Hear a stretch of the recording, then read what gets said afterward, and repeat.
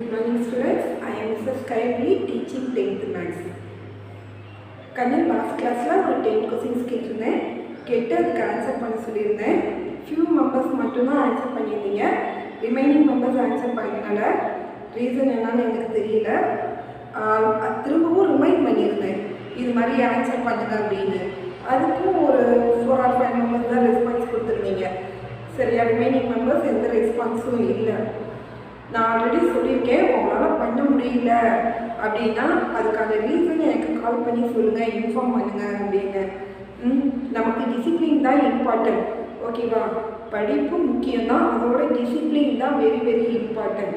Discipline இல்லைன்னா வெறும் படிப்பை மட்டும் வச்சு நம்மளால் எங்கேயும் என்ன பண்ண முடியாது, சைன் பண்ண முடியாது. இந்த அதாவது இந்த இன்ட்ரோடக்ஷன்லாம் தான் வெரி வெரி இம்பார்ட்டன்ட்னு நான் ஆல்ரெடி சொல்லியிருக்கேன். ஏன்னா இது தெரிஞ்சால் தான் உங்களால் சம்ஸே போட முடியும். இது தெரியாத சம்ஸ் போடுறதுனால எந்த யூஸும் இல்லை. சரியா? இப்போ எங்கேயாவது இன்டர்வியூ போனால் காமன் கொஸ்டின்ஸ் தான் கேட்பாங்க. உன் புக்கில் உள்ள சம்ஸை எடுத்து இதை போடு அதை போடுன்னா கேட்க மாட்டாங்க. நீ எந்த அளவு அந்த டாப்பிக்கை அண்டர்ஸ்டாண்ட் பண்ணியிருக்க அப்படின்றத தான் கேட்பாங்க, ஓகேவா? ஸோ நான் நடத்துறது உங்களுக்கு 10% தான் இருந்தால் அதை இன்னும் நீங்கள் என்ன பண்ணணும், அதை பற்றி கேட்டு இன்க்ரீஸ் பண்ணி என்கிட்ட நிறைய டவுட்ஸ் கேட்கணும். ஆனால் நீங்கள் அது மாதிரி பண்ணுறதே இல்லை. நான் நடத்துகிறதே நீங்கள் வந்து லிசன் பண்ண மாட்டேங்கிறீங்க. அப்புறம் எப்படா நாலேஜ் இன்க்ரீஸ் பண்ண முடியும்? எல்லாமே நமக்கு நாலேஜ் தான். சரியா? நீங்கள் எக்ஸாம் இருக்கா இல்லையா, வெளியே வர ரூமர்ஸ் சொன்னால் எதுவும் காதில் வாங்காதீங்க. நீங்கள் என்ன பண்ணணும், வேலை நடத்துகிறத ஒழுங்காக படிக்கணும், அண்டர்ஸ்டாண்ட் பண்ணணும், புரிஞ்சுக்கணும், அவ்வளோதான். சரியா? இதெல்லாம் உங்களுக்கு கெயின் மட்டும்தான். நாலேஜை இன்க்ரீஸ் பண்ணிக்கிறீங்க, அது மட்டும்தான் உங்கள் மைண்டில் இருக்கணும், வேறு எதுவுமே இருக்கக்கூடாது. ஓகேவா கண்ணு? இப்போ பாருங்கள், நான் லாஸ்ட் கிளாஸில் 10 கொஸ்டின்ஸ் கேட்டிருந்தேன். அதுக்கு ஆன்சர் பண்ணியிருந்தீங்க. நிறைய பேர் ஆன்சர் பண்ணியிருந்தீங்க, பட் கொஞ்சம் தப்பாக ஆன்சர் பண்ணியிருக்கீங்க. திவ்யஸ்ரீ மட்டும் ஒரு 2 கொஸ்டின்ஸ் வந்து தப்பாக பண்ணியிருந்தா, மீதி எல்லாமே கரெக்டாக பண்ணியிருந்தா, ஓரளவு அண்டர்ஸ்டாண்ட் பண்ணியிருந்தா. சரியா? சரி, அந்த 2 கொஸ்டின்ஸும் எதனால் அப்படின்றது நான் சொல்கிறேன். இப்போ பாருங்கள், are all complex figures similar? First question என்னென்னா, ஃபஸ்ட்டு அதுக்கு முன்னே நம்ம என்ன பார்த்தோம் அப்படின்றத ஒரு தடவை ரீகால் பண்ணிடுறேன். லாஸ்ட் டைம் என்ன பார்த்தோம்னா காங்கிரண்ட் ஷேப்பு, சிமிலர் ஷேப்னா என்னன்னு பார்த்தோம். இப்போ காங்கிரண்ட் ஷேப்னா என்னென்னா சேம் சைஸு சேம் ஷேப்பு. ஷேப்பும் ஒரே மாதிரி இருக்கணும், சைஸும் ஒரே மாதிரி இருக்கணும். அதாவது நான் ஆல்ரெடி சொல்லியிருந்தேன்டா, இந்த ஃபிங்கர்ஸை ஒன்றுக்கு மேலே ஒன்று இது அப்படியே வைக்கும்போது என்ன ஆகும், அப்படியே பொருந்தும். இது மாதிரி கரெக்டாக பொருந்துற மாதிரி இருந்தால் அது என்ன சொல்லுவோம், காங்கிரண்ட்னு சொன்னேன். சரியா? ஃபார் எக்ஸாம்பிள் நீங்கள் பாருங்கள், இந்த 2 நோட்டை பாருங்கள். இது ரெண்டும் எப்படி இருக்குது, ஷேப் ஒரே மாதிரி இருக்கா? அதே மாதிரி சைஸும் பாருங்கள், இதுக்கு மேலே வைக்கும்போது கரெக்டாக பொருந்தும், மிச்ச மீதி எங்குமே இருக்காது. ஸோ இதை என்ன சொல்லுவோம், காங்கிரண்ட் ஷேப்ஸ்ன்னு சொல்லுவோம். ஓகேவா? இது மாதிரி ட்ரையாங்கிள், சர்க்கிள் எந்த வேணாலும் எடுத்துக்கலாம். சேம் ஷேப்பு சேம் சைஸாக இருந்தால் அது காங்கிரண்ட். அடுத்தது சிமிலர்னா என்னன்னு பார்த்தா, ஷேப் வந்து சேமாக இருக்கணும், பட் சைஸ் வந்து டிஃப்ரெண்ட்டாக இருந்தால் அது சிமிலர். அதாவது இதையும் சிமிலர்னு சொல்லலாம், காங்கிரண்ட் ஷேப்ஸையும் சிமிலர்னு சொல்லலாம். ஓகேவா? பட் சிமிலர்லாம் காங்கிரண்ட்னு சொல்ல முடியாது. அது ஏன்னு சொல்கிறேன் பாருங்க. அதாவது சேம் ஷேப்பு சைஸ் வந்து டிஃபர் ஆகலாம், மேபி டிஃபர் ஆனால் அது சிமிலர்னு சொல்லுவோம். இது பாருங்கள், இது 2 சாக் பீஸ் தான், சேம் ஷேப் தான், பட் சைஸ் பார்த்தீங்கன்னா இது பெருசாக இருக்குது, இது குட்டியாக இருக்குது. இதுக்குள்ளே இது போகும். சரி, அது மேலே வைக்கலாம். அதாவது ஒன்றுக்கு மேலே கரெக்டாக பொருந்தலை. ஸோ இது என்ன, இது வந்து காங்கிரண்ட் ஷேப் கிடையாது, பட் இது சிமிலர் ஷேப்னு சொல்லுவோம். ஓகேவா? சேம் ஷேப்பு பட் சைஸ் வந்து டிஃப்ரெண்ட் இருந்தால் அது என்ன சொல்லுவோம், சிமிலர்னு சொல்லுவோம். ஓகேவா கண்ணே? இதை தான் லாஸ்ட் கிளாஸில் நம்ம பார்த்தோம். காங்கிரண்ட்னா என்ன, சிமிலர்னா என்ன அப்படின்னு.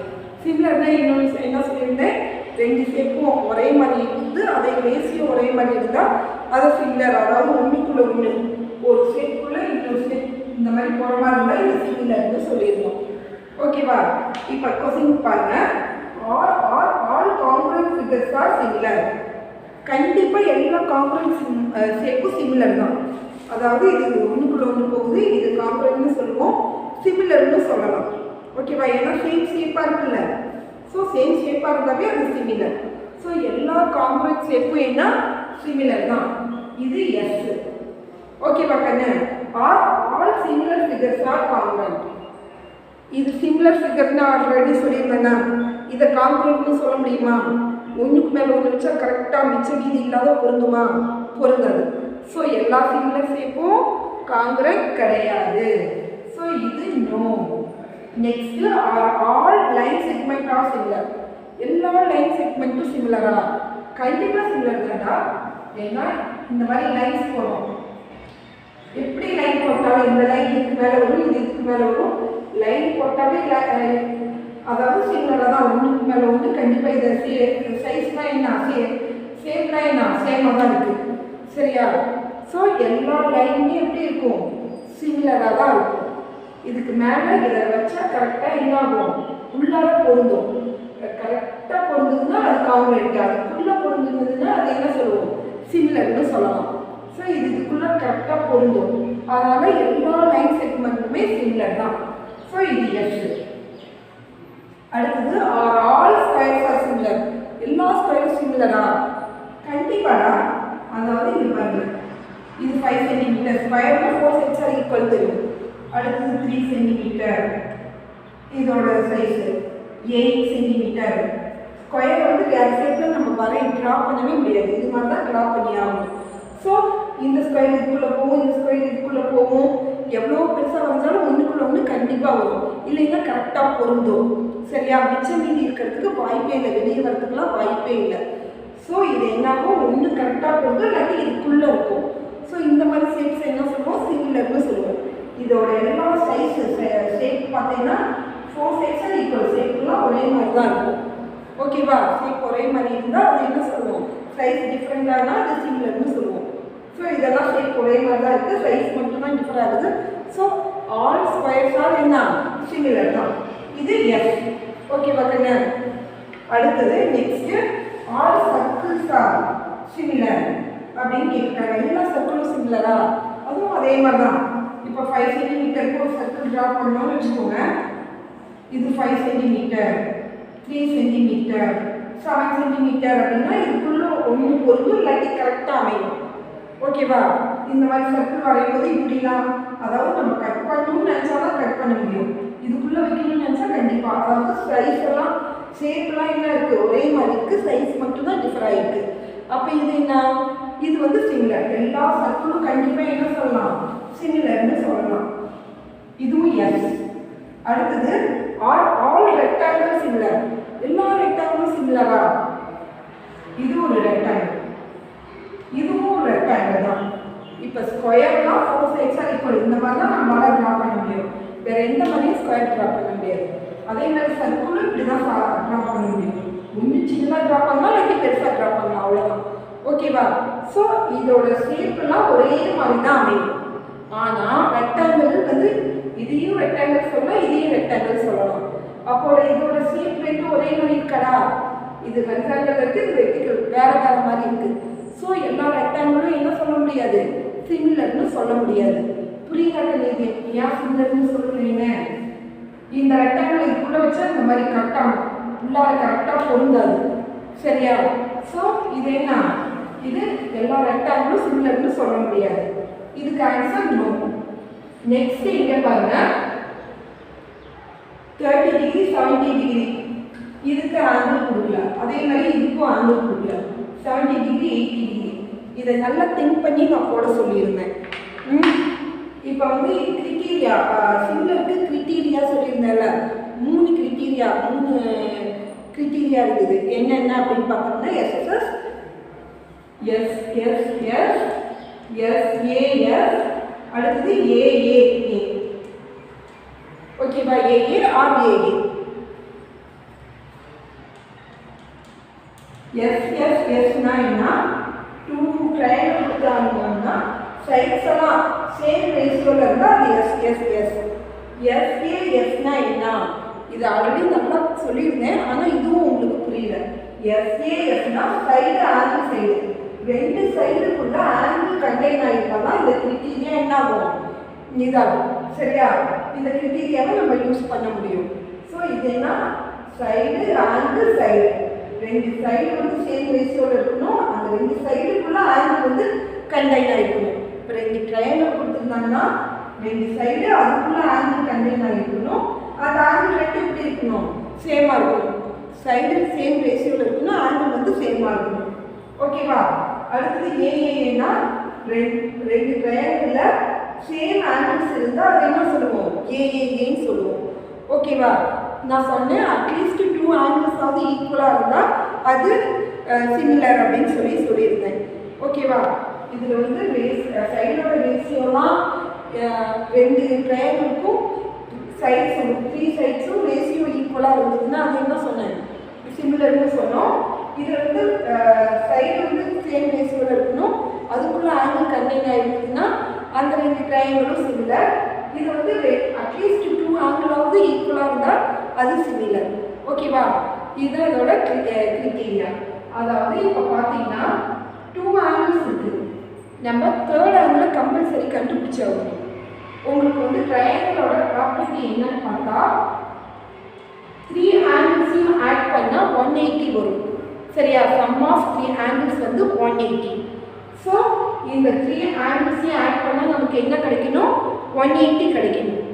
இப்போ பாருங்கள், இதில் 70 + 30 என்ன வரும், 100.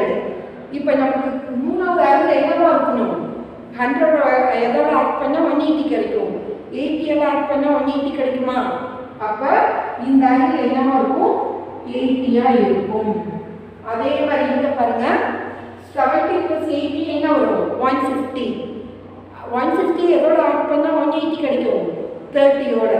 அப்போ இந்த ஆங்கிள் என்னவா இருக்கும், 30 இருக்கும். ஓகேவா கண்ணு? ஸோ இங்கே பாருங்க, இந்த ட்ரையாங்கிள் அப்படியே இப்படி கவுந்து போட்டால் அப்படியே ஃபிட் ஆகுமா?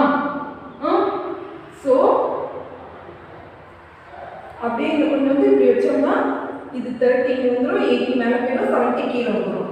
அப்போ இது என்ன ட்ரையாங்கிள், சிமிலர் ட்ரையாங்கிள் தான். ஓகேவா கண்ணு?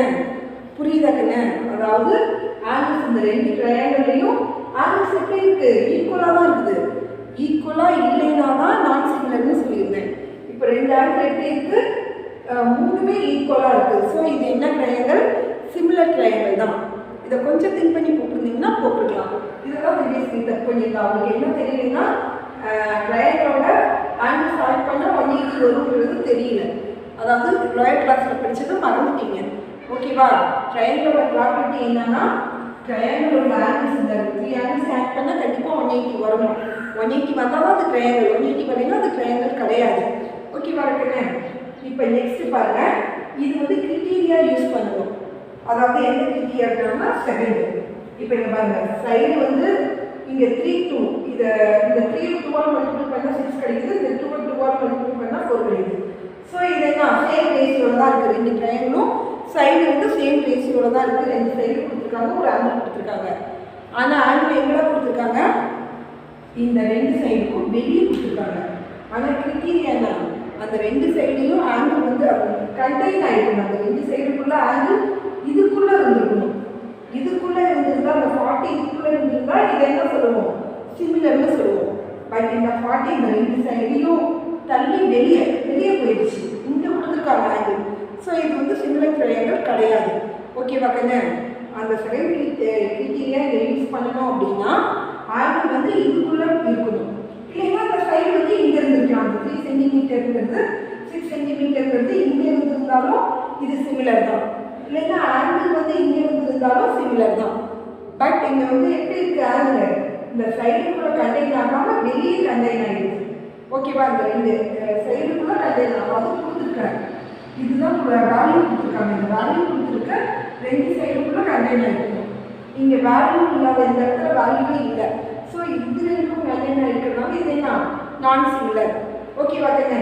அடுத்தது 9th சம் பாருங்க. இதில் வந்து எது வந்து காம்பவுண்ட் ஷேப்பு, எது சிமிலர் ஷேப்னு சொல்லியிருந்தேன். இது 5 சென்டிமீட்டர், இது 5 சென்டிமீட்டர். அதாவது சேம் ஷேப்பு, சேம் சைஸ். இது ரெண்டும் என்ன, காம்பவுண்ட் ஃபிகர்ஸ். இந்த 2 சென்டிமீட்டர் இதுக்குள்ளே அடங்கும், இதுக்குள்ளே வைக்க முடியும். சரியா? அப்போ இந்த ரெண்டு ஷேப்பும் என்ன சொல்லுவோம், இந்த ரெண்டு ஷேப்பையும் என்ன சொல்லுவோம், சிமிலர் ஷேப்னு சொல்லுவோம். ஓகேவா? அடுத்தது 10 12 பாருங்க, இதுவும் தெரியும். இது 2 சென்டிமீட்டர், 5 சென்டிமீட்டர், 5 சென்டிமீட்டர். இதில் வந்து ஷேப்ஸ் எல்லாம் ஒரே மாதிரி இருக்குது. பட் சைஸ் என்ன, மூணுமே வேறு வேறு மாதிரி இருக்குது. ஒன்றுக்குள்ளே ஒன்று கரெக்டாக பொருந்துற மாதிரி மாதிரி தான் இருக்குது, கரெக்டாக பொருந்துற மாதிரி இல்லை. ஸோ இது என்ன ஃபிகர்ஸ், மூணுமே என்ன சொல்லுவோம், சிமிலர் ஃபிகர்ஸ்னு சொல்லுவோம். ஓகேவா கண்ணு, இது புரியுதா? இதெல்லாம் மறந்துடாதீங்க. ஓகேடா, தேங்க்யூ.